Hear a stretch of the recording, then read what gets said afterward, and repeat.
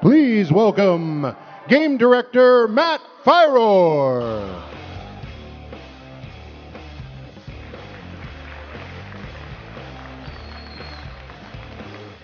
Greetings, everyone.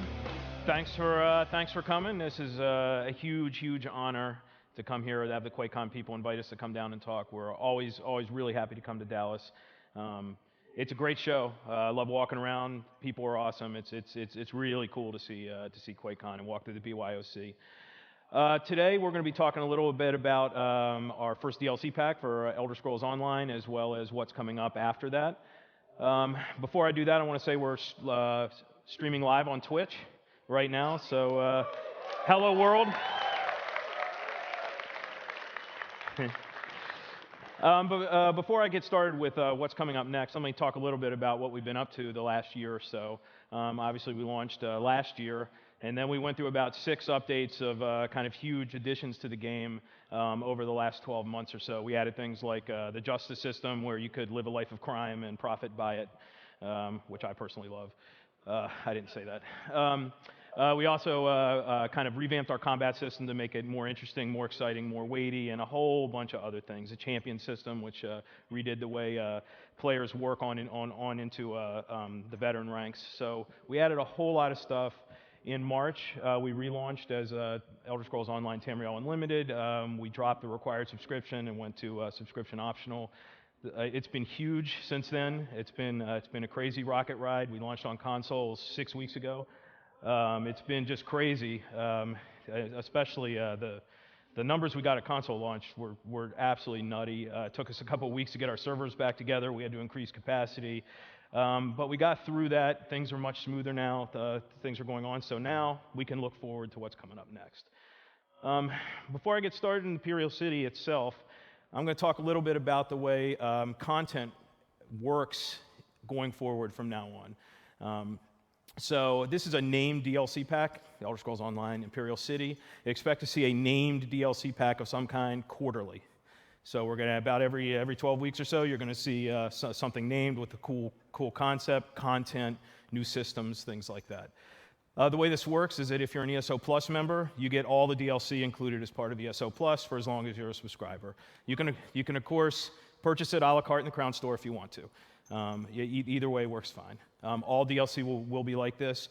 Of course, we'll do tons of other stuff in between, bug fixing, polish, what we call quality of life fixes. We're going to be talking about some of them later on as well.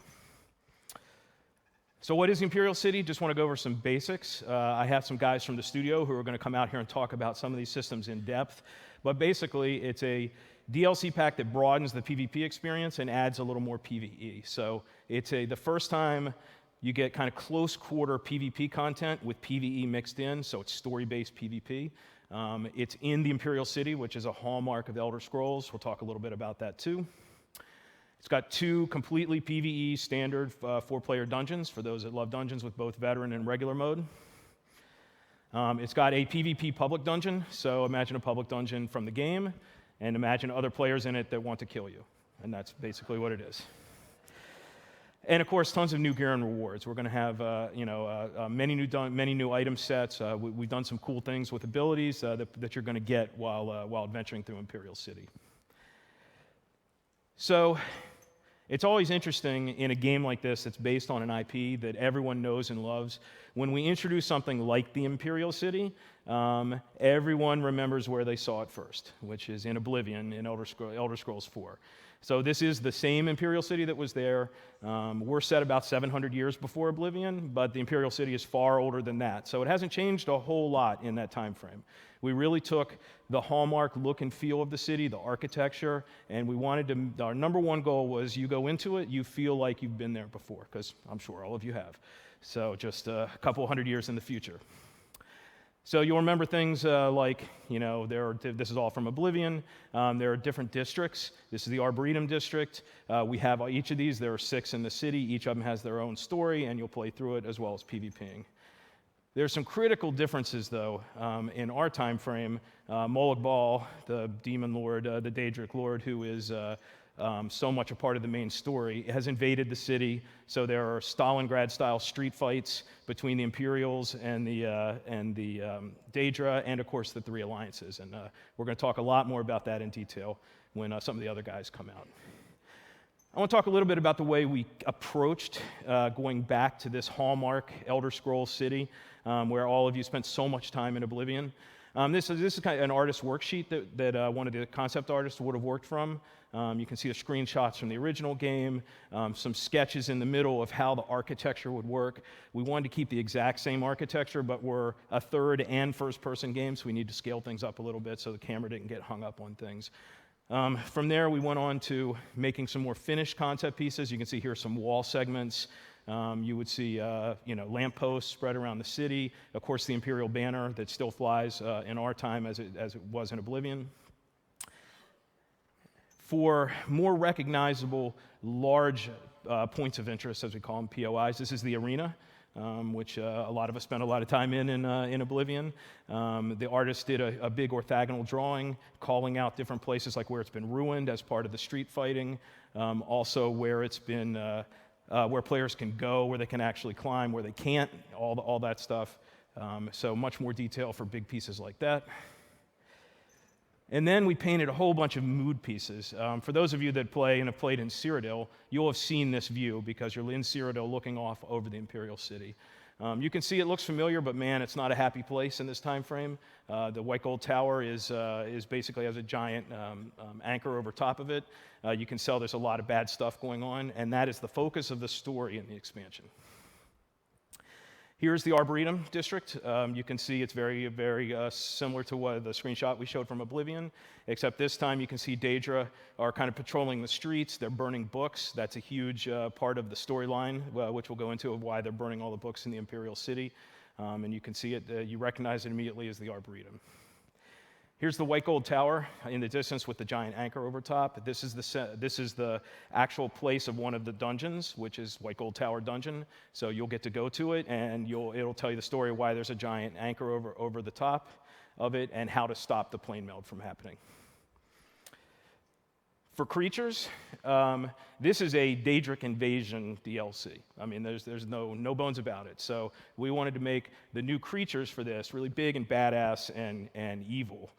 So we took here's an artist concept of, we took the Winged Twilight monster from the base game, and since Molag Bal kind of twists his minions and it makes them bigger and more evil, we came up with a concept for the Grievous Twilight, which is a giant boss monster. So the artist then kind of picked a direction. You can see they textured it a little bit, a very detailed picture. This would have gone to a modeler. It did go to a modeler, then to a rigger, animator, and of course a texture artist. And this is what he looks like in game. Giant badass monster. He's roaming the streets of the Imperial city. So this is an actual screenshot. We have a bunch of new boss monsters that are actually roaming the streets as world bosses, so you're going to run into these guys a lot. This is just one of them, and we'll show you some video of them in a minute. In terms of art, we also wanted to make sure that the rewards were visually appealing, so here's some concept art for our new Alliance armors. Since the Imperial city is being fought over by the three alliances, we wanted to give each alliance kind of a hallmark armor that they could work for. We got tons of armor sets in the expansion. This is just one of them. This is obviously the Aldmeri Dominion one. You can see the eagle call-outs on the shoulders. It's very Altmer inspired. Here's the Daggerfall Covenant version. These are what you can aspire to if you want to build a set. And the Ebonheart Pact one, which is obviously based on Dragon Knight. They're really, really cool, and they're just a couple of examples of armor sets, and we have a whole bunch of new stuff. In fact, we're going to devote part of the presentation just to rewards and new armor and how they work together. So for visual design, again, we wanted to make sure it felt like you had been there before, and now you're back at a place you'd been before, and there's a giant battle going on, and you're in it. So that's the goal. To talk more about the story and kind of the systems and the design and the way they work together, I'm going to bring up Rich Lambert. He's the new creative director for ESO.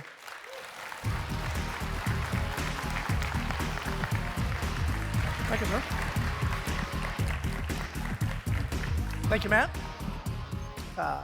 Hello, Quakecon, and hello, everybody at Twitch. My name is Rich Lambert, and I'm the creative director for Elder Scrolls Online. And I'm here today to talk a little bit about some of the design goals that we had for this DLC, as well as touch on some of the major story beats. So one of the very first things that we do whenever we design a new zone or a new feature is to come up with a list of acceptance criteria or design goals.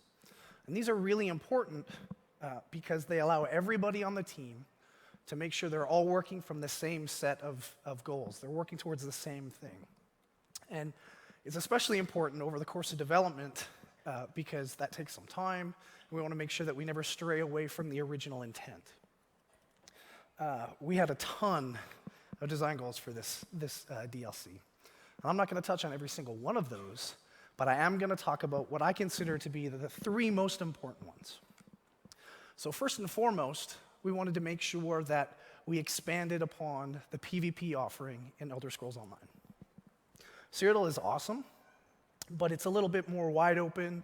The focus is on large-scale battles, keep and siege battles. And for Imperial City, we wanted to change that up a little bit and have the focus be a little bit more on close-quarter combat, really frenetic and adrenaline-pumping style of gameplay. So it's a little bit smaller scale and a little bit more street battles. The second goal we had for the Imperial City DLC was to take the Molag Bal storyline and his invasion of Tamriel and kind of wrap that up and put it in a good spot. We have a ton of new stories that we want to tell in future DLC, and this was the perfect opportunity for us to wrap that up on a really high note. And finally, our third goal for the Imperial City was to do all of this in a really iconic and familiar space in Elder Scrolls. And to me, nothing is more iconic than the Imperial City and the White Gold Tower. So now that you have an understanding of the original design intent behind this DLC, just what is this? And Matt touched on this a little bit earlier, but this is PvE and PvP in this same space. We've focused a little bit more here on story-driven content. And the way we came about doing that was to take a lot of the lessons learned from the PvE in Cyrodiil and combining that with the lessons we learned in the Overland PvE zones and kind of combine those two together. And our goal here was to make sure we were telling a really cool story, but at the same time not adversely affecting the PvP content. As Matt mentioned, we also have 2 brand new group PvE instances. And we also have added a bunch of new monsters. And Matt touched on the Grievous Twilight. And I'm going to introduce the Zivkin. And the Zivkin you can actually see here in this screenshot. This is what they look like. And this is Molag Bal's elite of elite forces. They're his most trusted and his big badasses. So when you run across these guys in the Imperial City or in the sewers below, you're going to be in for a world of hurt. We've also added in a brand new alternate currency, and this is really what drives kind of that adrenaline-pumping PvP. There's nothing more exciting than running around in the Imperial City and not knowing who's around the next corner and always kind of looking over your shoulder while you're doing the things you're doing in here. We've had a ton of fun playing with this internally, and we really can't wait to see what you guys have to say about it. And of course, no DLC would be complete without adding a ton of new gear, pets, costumes. There's a whole bunch of new drop sets. There's new crafted sets. And in just a few minutes, Eric Roble is going to come up, and he's going to talk a little bit more in detail about those sets. So how does all of this work? So I guess the first thing I want to touch on before I talk about the Imperial City in itself is the 2 new PvE instances that we've added. They all follow the same dungeon rules that we've already established in the base game. So these are PvE only, and when you get the DLC, either by purchasing it in the Crown Store or just being a member of ESO Plus, you're going to automatically discover the fast travel points to these dungeons. So if you're not a PvPer and you don't want to deal with the PvP or going into Cyrodiil or exploring the Imperial City, you can just group up with your friends and just go and play. And I'll probably repeat that a few times over the next few minutes, so bear with me there. So the way this works is when you get the DLC, you're going to jump into your home campaign. Imperial City is tied to your campaign. So you're going to jump into Cyrodiil, you're going to go to your home keep, and there's a quest there that you can pick up that will direct you to the sewers. And when you enter the sewers, you arrive in your Alliance home base. This is their base of operations. And all the services you need will be there. And then really from there, it's up to you what you want to do. You can either progress down into the sewers, which is this massive 3-tiered public dungeon that's got PvP enabled in it, or you can go up to the overland districts above. And these districts, we've got all 6 districts from the Imperial City in Oblivion. Each of these districts has their own story and their own theme. And as you're progressing through these districts, it unlocks another piece of the puzzle, and you slowly find out just what the heck Molag Bal is up to here. And that segues nicely into the overarching story behind the Imperial City. So Matt touched on this a little bit, but this is really Molag Bal's last-ditch effort at the plane melt. And Molag Bal is the prince of scheming, the prince of cunning. He's always got a plan. And he's devised another plan to make it so that nobody can ever interfere with his plans for the future. Nobody can ever stop him from taking over Tamriel, as long as he's successful. And of course, it's up to you to foil that and stop that. I actually have a couple of quick videos here that I want you to take a look at, and these are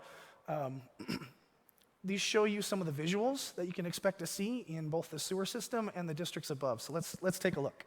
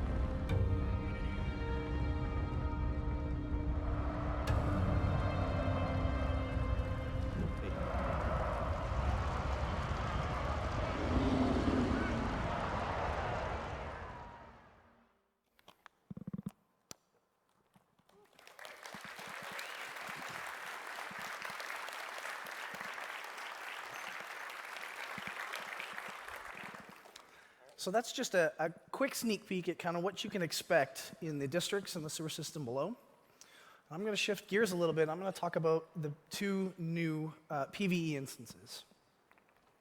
So like I mentioned earlier, this is the first instance I want to talk about is the Imperial City Prison. And like I mentioned earlier, this is a 4-player group PvE only instance. It follows the same rule set as all of our existing dungeons, and so it's got both a regular and veteran mode. And I'm going to issue a little bit of a spoiler warning right now. For those of you that haven't played through Cold Harbor yet, you're probably going to want to plug your ears and cover your eyes for a few minutes while I talk about some of the story elements here.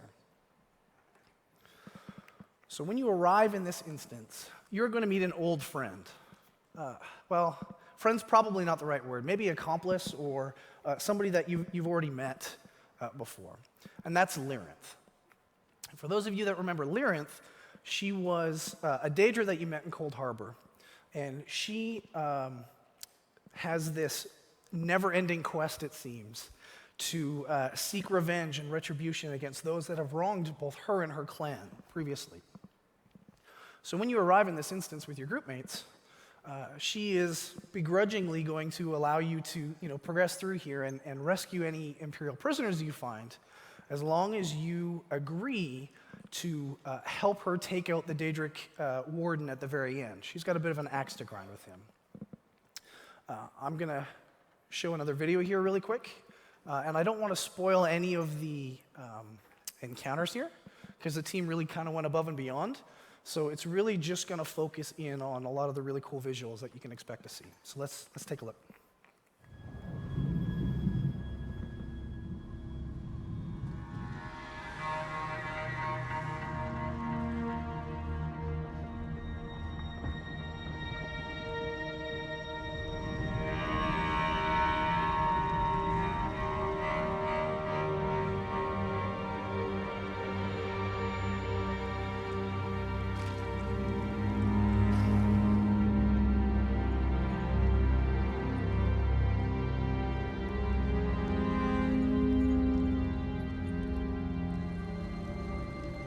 So while you're watching this video, just pay attention to the fact that the Daedra have been here for a while, so that's why you're starting to see some of the elements of Cold Harbor being pulled in here. The plane meld has kind of already started.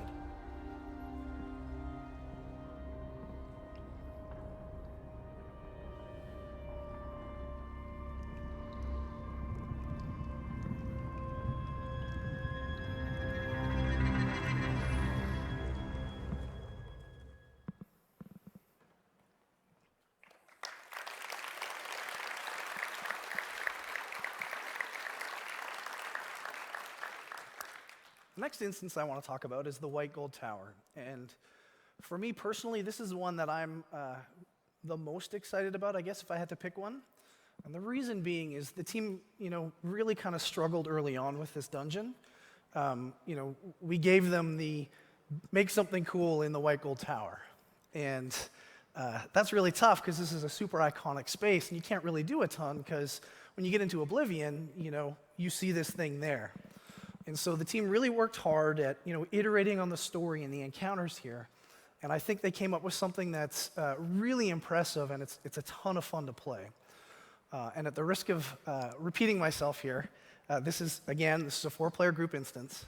It follows the same rule set as all of our existing dungeons, so it's got a regular and veteran mode. It also has an Undaunted Daily, just like the Imperial City Prison does. And the story here is basically when the Daedra invaded the Imperial City, the Moth Priests and the White Gold Tower hid all of the Elder Scrolls. And they did that because they really didn't want Molag Bal to get his hands on any of this really cool stuff. And when you arrive, you're tasked with recovering one of these scrolls. And this one scroll in particular is really important to preventing the plane meld and preventing the White Gold Tower, which is kind of the center of Tamriel, of being pulled into Cold Harbor. And as you progress through this dungeon, you and your group mates will recover this scroll. And when you do, something a little bit unexpected happens. And so let's take a look here.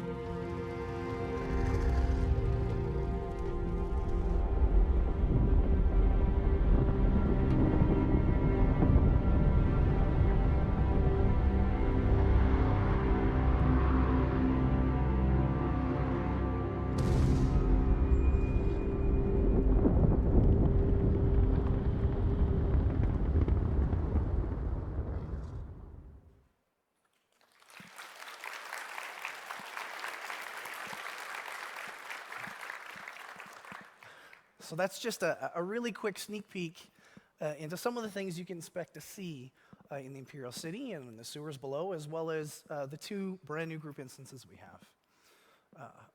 I think the team did a really good job at building this content out. I think it's some of the best content we've built to date, and we're really excited for you all to be able to get in there and start playing it as soon as possible. On that note, I'm really excited to announce that next week, on our public test realm for PC, the Imperial City DLC is going to be live. It's pretty cool. It's pretty awesome. So I highly encourage all of you to jump in next week, start playing this, and start giving us feedback. We're really interested to hear what you have to say, especially concerning things like the itemization. You know, we've got a ton of new items in here, a ton of new item sets, the overall monster balance, and then obviously the Telvar system. You know, it's a little bit controversial, and we're going to be testing a lot of different ways to make it work, and we need your feedback to make sure that we get it right. So again, you know, please, please, please jump in, start playing it next week, and start posting.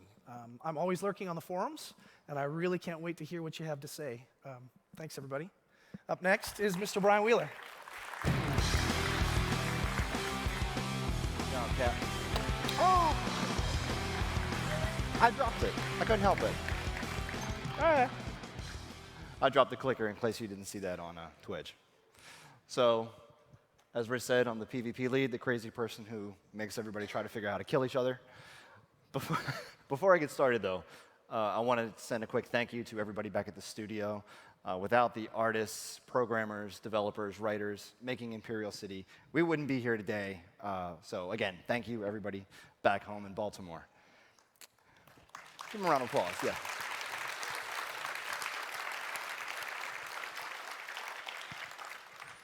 So Imperial City PvP. Like you heard earlier, we wanted to expand on what the Cyrodiil offer was for PvP. And Imperial City really, really gave us a cool opportunity to do that. Like Matt said, the world is built sort of the same. The 6 districts are there, the sewers are there, but they're expanded a lot more. And we had to build it with PvP in mind.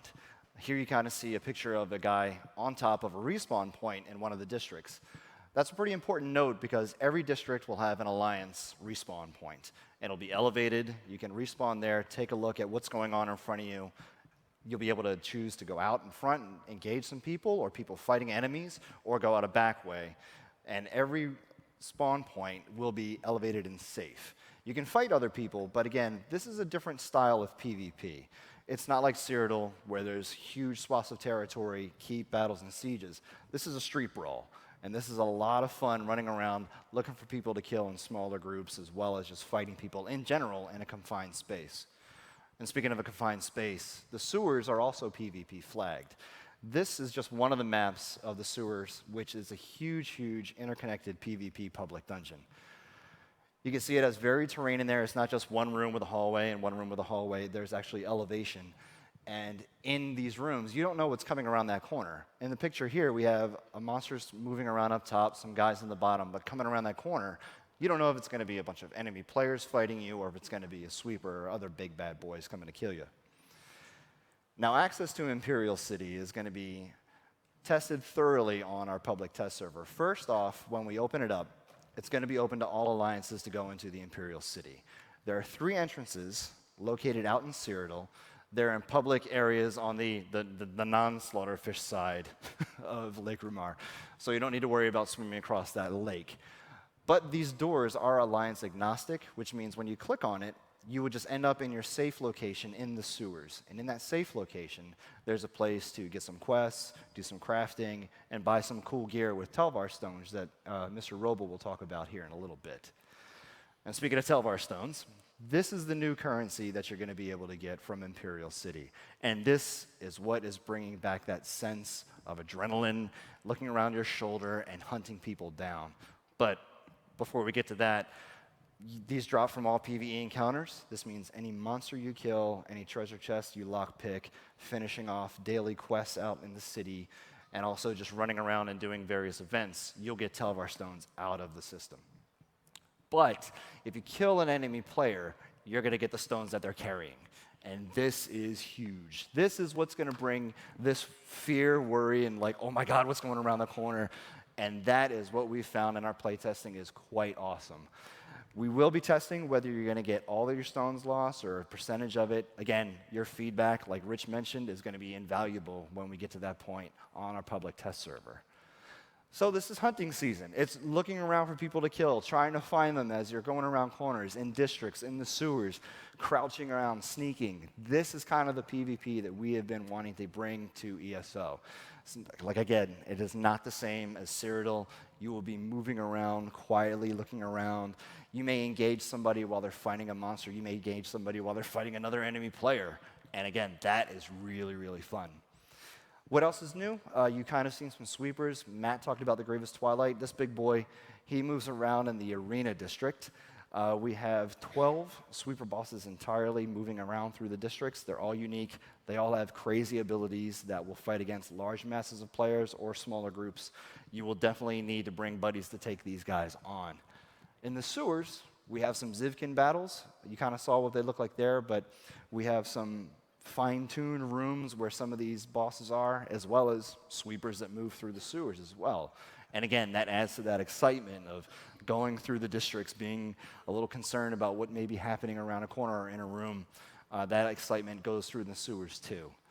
And last, we have treasure vaults. This is a new thing where instead of having a quest to go out and collect 20 things and come back and talk to an NPC to get a reward, we thought it was more fun to just run around, collect a bunch of things as you're killing stuff, and then go into what we call a treasure vault. When you go through that treasure vault, you'll be able to open a chest, and from that chest, you get some special sets that Eric is going to talk about again in a little bit. So it's a new way to PvP. It's built for small groups. It's built for larger groups as well. But you're going to see the combat in here is entirely different. Without siege weaponry and fighting over keeps, it really is a street brawl, and it's a lot of fun to roam around in there looking for people to kill. The Telvar Stone system is huge in terms of making this sense of worry and concern about, oh, what's going on? Do I want to get back to my sewer section and turn my stones in and be safe, or do I want to take that risk and keep running around and killing people, killing NPCs to get those stones built up to buy better gear? And like Rich said, this is on PTS next week. We will be wanting your feedback, and I know that you guys know I'm on the forums a lot. Rich is on the forums, and we've been watching all your feedback, and we take it into heart when we're doing development like this. So, you saw a couple videos already. We're going to have a video here that goes over some small PvP action, a little 4-on-4, a little 6-on-6 in the districts, as well as some battling of some of the bosses in the sewers, and you may see some guys fighting each other in that case too. But let's take a look at what PvP looks like inside Imperial City.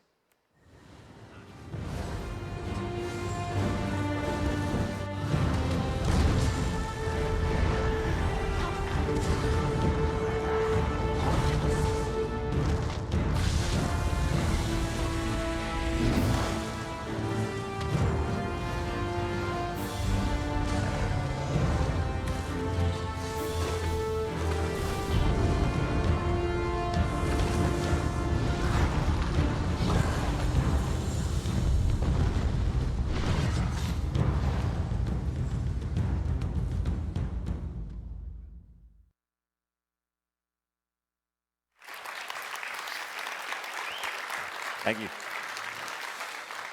So yeah, it is a street brawl. I especially love the huge Daedroth biting off the scamp head and slamming it down. Eric loves it when I react that.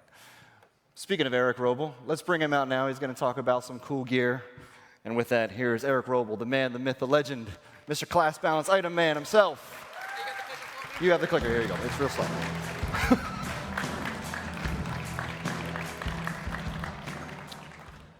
Thanks a lot. That's actually one of my favorite Brians at the studio.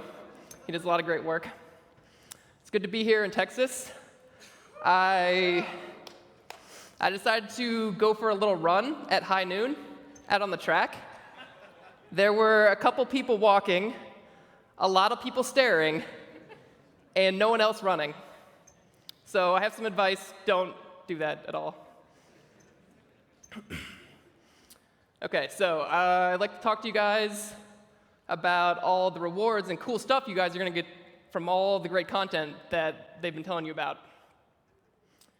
And first off, I'd like to talk a little bit about the high-level goals that we had for the team on the itemization.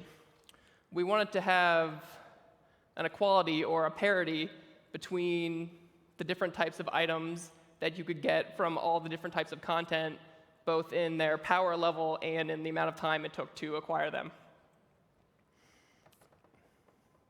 And then the second major goal we had was we wanted players to be able to get in, play the game for an hour, and be able to accomplish something and get some new gear where they can acquire veteran rank 15 stuff. And then if they're playing for a longer amount of time, you are logged on in the weekend, you're just playing for hours and hours, you can get the veteran rank 16 stuff, which takes a lot longer but is even more stronger. The item power is increased by quite a bit over the veteran rank 14 stuff. 15 is better than that, and 16 is even stronger than that. We have a ton of new sets, and I'll go over the details of all the different new sets and where you'll be able to get them. And you can acquire these through whatever type of activity is your favorite. If you're a crafter and you want to hand make and create the stuff with the exact qualities you want, you can do that. If you prefer to go to dungeons and do PvE style content, you can do that. Or if you love PvPing, you can do that, and you can get great gear that way too. Just to go into a little bit more detail on the item equality. In the game right now, if you craft gear, it has one extra bonus level, which means it has more stats, it has more armor, and it has more weapon power. And we wanted there to be a parity between all these different types of items. So instead of nerfing crafting, which of course we don't want to do, we instead increase the power level on all the dropped items. So they'll now have more weapon damage, more armor, all that stuff.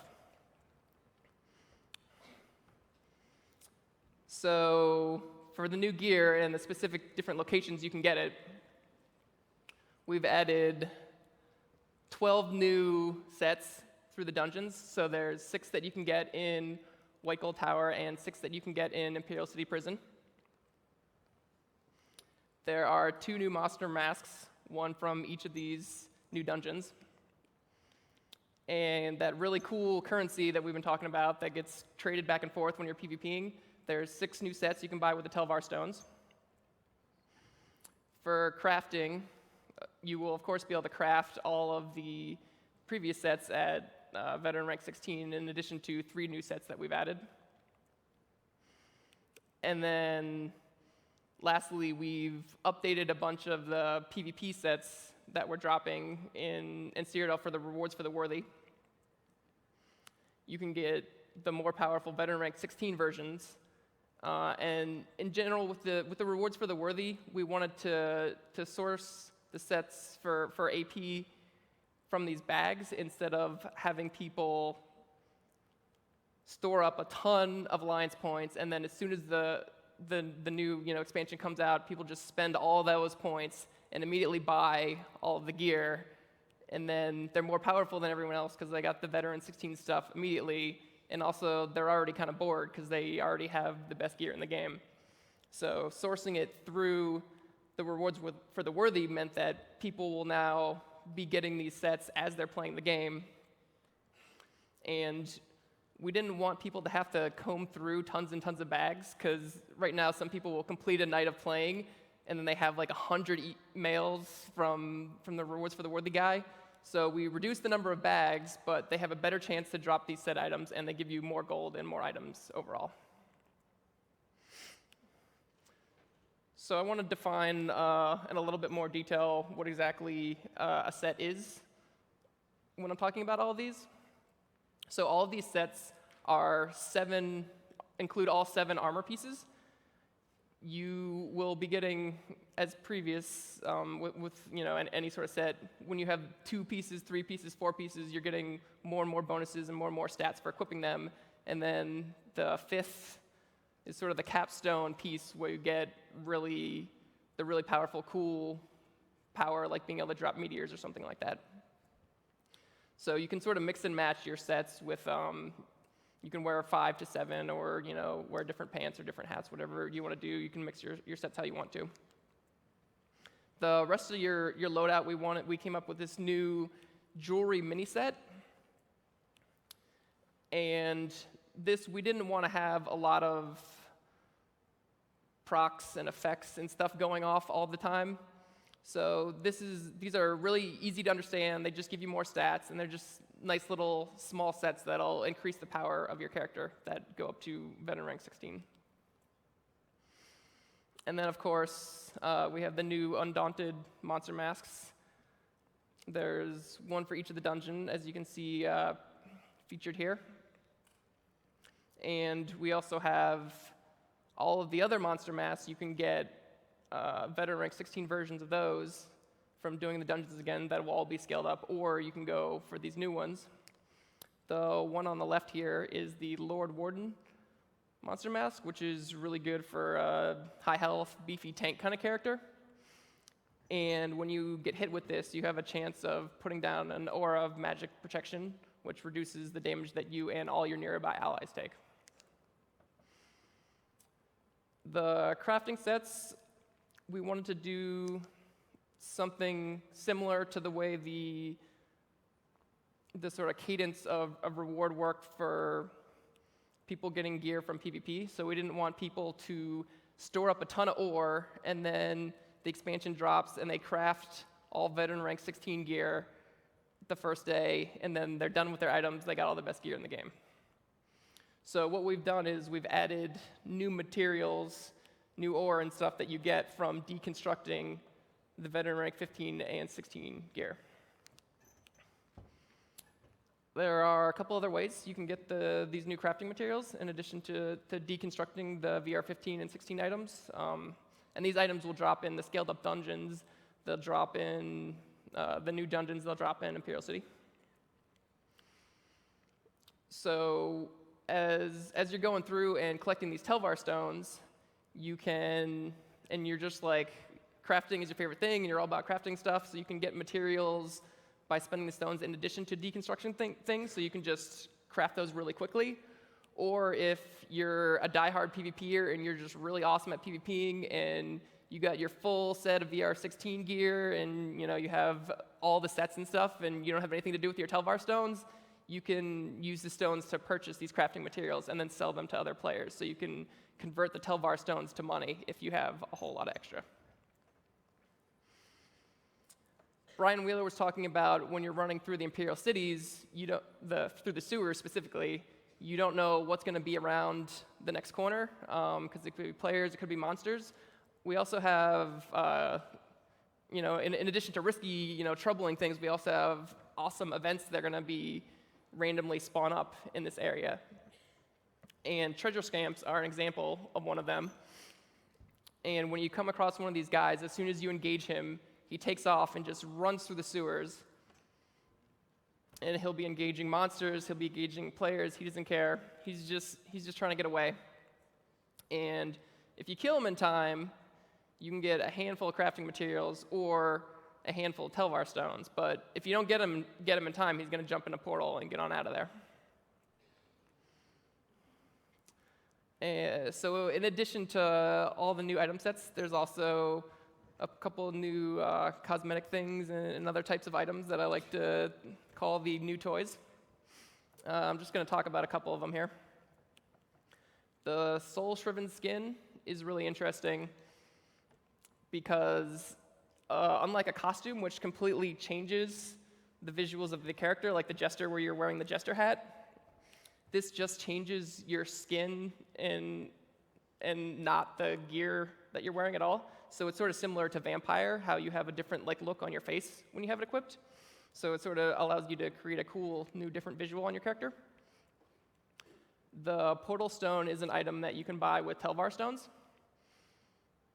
And you can use it anywhere in Imperial City. It takes a little bit it takes about 8 seconds to activate, but then it'll take you right back to your home base, to your safe area.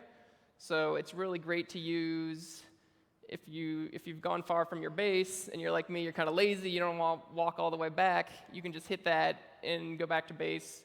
Or if you've just killed a whole bunch of players, they're going to be respawning and trying to get their Telvar stones back. So you want to get out of there. So you can activate this and go to base and then bank your stones safely. Another really cool new thing we've added is a new enchantment type. So this you'll put on your armor, and instead of having a magicka enchantment or a health enchantment, you can use this prismatic, and it'll give you health, magicka, and stamina, all three at the same time. So this is really great because it helps support hybrid builds who want to be using magicka and stamina-based abilities at the same time. So to wrap things up, we have a ton of cool new item sets. They offer new ways to customize your character and allow you new distinct gameplay styles that keep up with the metagame and the different things that players are doing. And they also have cool new visuals. And there is now an equality between all the different items. So you can get the most powerful items in the game, regardless of if you like crafting, if you like PvP content, or you like PvE content. You can get the very best stuff. And now I'd like to hand it back to the excellent director, Matt Firor, to wrap things up.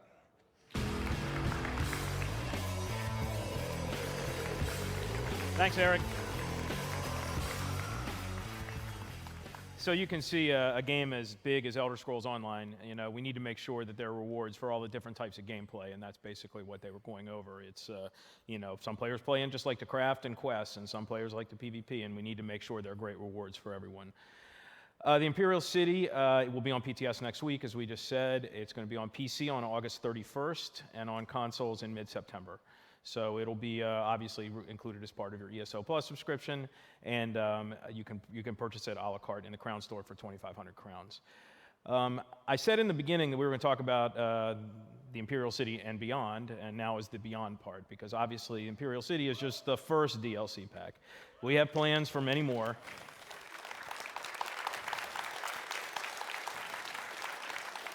As I said, it's quarterly, so this is the third quarter one, and the fourth quarter one is Orsinium. So expect to see Orsinium in the fourth quarter of this year. I'm not going to talk a whole lot about it, except to say it's basically what we've been talking about whenever we do. In broad brushstrokes, it is more of the exploration, questing content that you do in the Overland. So if you like that particular part of the aspect of ESO, you're going to love Orsinium. It has a great story. It's about 25 hours or more of gameplay, and expect to hear a lot more about it after Imperial City. I don't think I need to say anything more about the graphic that is on the screen right now. So, Thieves Guild Dark Brotherhood are the next two after Orsinium. They are two separate DLC packs. Expect to see them in the first half of next year, and we'll talk a lot more about them after the first of the year. So just to put it in perspective, it's Imperial City, then it's Orsinium, and then it's the two separate Thieves Guild Dark Brotherhood packs. So I've been talking a lot about named DLC packs, but we also have other items that we work on all the time, and we call these quality of life. You can call them polish, you can call it responding to criticism, you can call it whatever you want. We have a lot of different things that we work on all the time. I want to give you an update on some of these that we're doing, some of which we talked about, some we haven't. This isn't an exhaustive list. We have a lot of things that we're doing. I just want to give you an update on these, just to give you guys an idea. Looking for group system is somewhat challenging, to say the least. The current one, we are committed to making it better, but we also have another idea that we haven't really talked about, and we want to put these two together. We want to allow players to play with players of other alliances in PvE. And we want to make the looking for group system include players from all alliances, and we're going to start in dungeons. So imagine you're in a dungeon finder, you get a group together, and it doesn't matter what alliance you're in. You can just jump into a dungeon and play. So immediately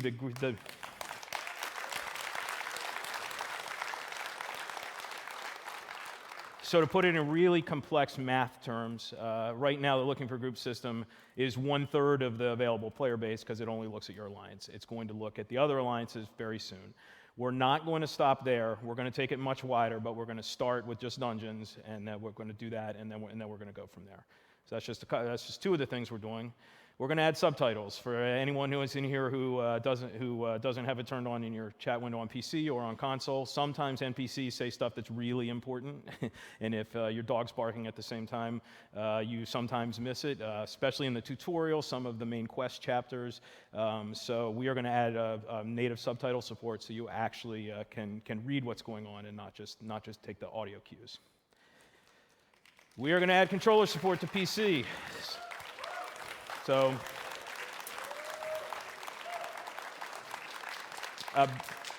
approximately 3 nanoseconds after we announced console, we got the first question, when are you going to add controller support to PC? So we are bringing it to PC. Not only will it come to PC, when you plug in the controller, it'll instantly switch over to the controller UI from console. So you'll actually get the full experience right from your PC.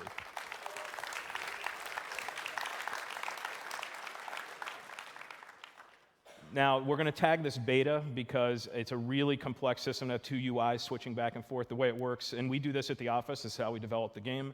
You touch the mouse, it instantly switches to the keyboard mouse. You touch the controller, it instantly switches to the controller UI. There's some edge cases where sometimes it gets out of sync, so we're going to tag it as beta, but I can tell you it's really fun. We do it every day in the office because we have to test both UIs. So that's going to be a lot of fun for those, and there are many of you that like the living room PC experience. Removing veteran ranks.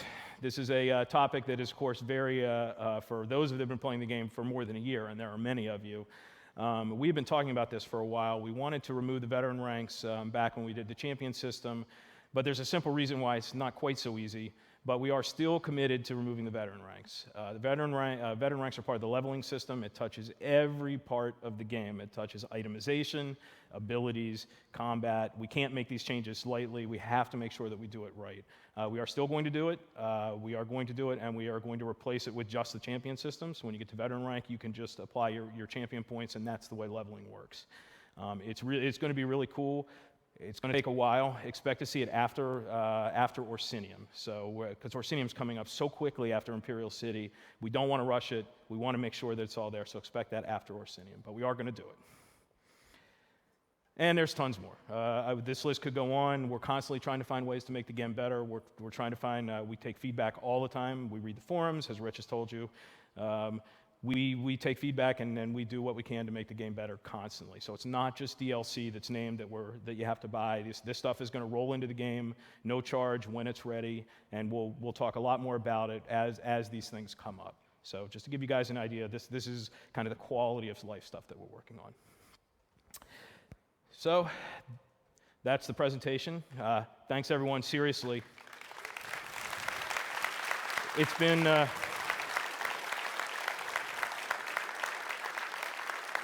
It's such a huge honor to come down here and talk to you guys, because we often, it's been a really, really, really, really busy year for us, and we haven't gotten out of the office a whole lot. It's great to come down to a live audience and on Twitch and actually talk about the things, talk about the future. We've been so busy getting, Tamriel Unlimited launched and then console, and now it's really, really good to talk about the future. We have a lot of great plans. We're not going to stop working on the game. We're always going to make it better. So I have one note to say. They're going to be handing out cards when you leave the auditorium that are good for free crowns. So sorry, you guys on Twitch. Next time, come here in person. Anyway, thank you, everyone. Really appreciate it.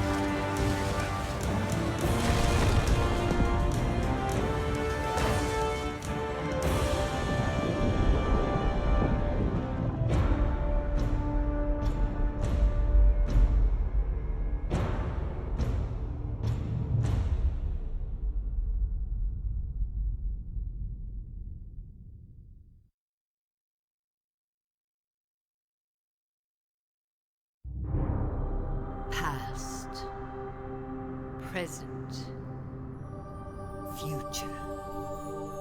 The Elder Scrolls hold all of Tamriel's history. That which has transpired, and that which is yet to be. They speak of heroes and their quests, of challenges yet to be faced, and prophecies yet to be fulfilled. But they do not tell us your role, for your destiny is your own to craft. Will you fade into memory? Or will you carve your name into myth and join those who have become legends?